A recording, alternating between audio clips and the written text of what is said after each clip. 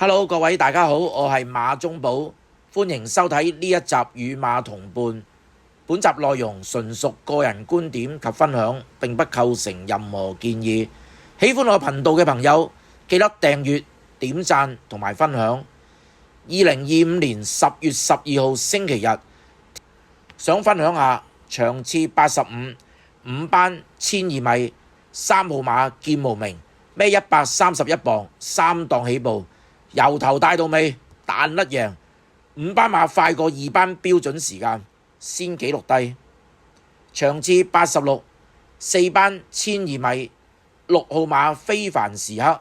孭129磅，11檔起步，快閘搶貨買難領放，頂到最後50輸頸位，做3班標準時間，先紀錄低。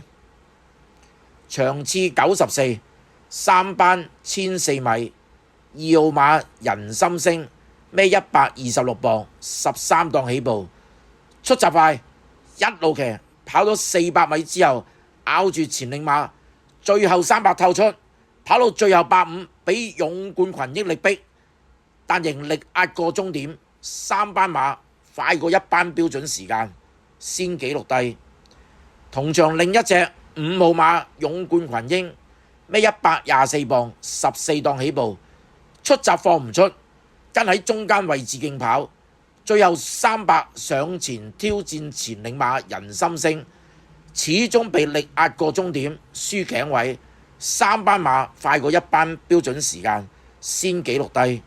好啦，我馬中寶繼續透過賽事影片揾備忘馬俾大家，記得訂閱、點讚同埋分享，下次見。